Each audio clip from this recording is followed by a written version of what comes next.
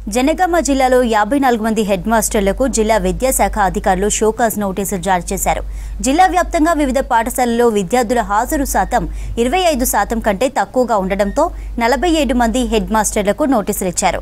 అలాగే 60% కంటే ఎక్కువ మంది టీచర్లకు సీఎల్లను శాంక్షన్ చేసినందుకు హెడ్ మాస్టర్లను బాధ్యులను చేస్తూ మరో 7గురికి డీఈఓ నోటీసులు ఇచ్చారు. షోకాజ్ నోటీసులు అందుకున్న వారిలో ప్రాథమిక పాఠశాల, హై స్కూల్, గురుకుల హెడ్ మాస్టర్లు ఉన్నారు. నిన్న ఏదైతే పాఠశాలలో 25% కన్నా తక్కువ పిల్లల అటెండెన్స్ ఏదైతే హాజరు శాతం ఉన్నదో అట్లాంటి వాళ్లకు షోకాజ్ నోటీస్ చేయడం జరిగింది.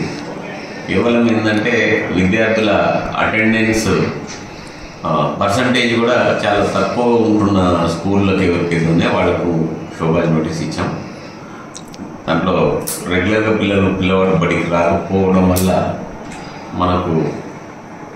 మనం ఏదైతే ఆశించిన ఫలితాలను సాధించడం కష్టమవుతుంది.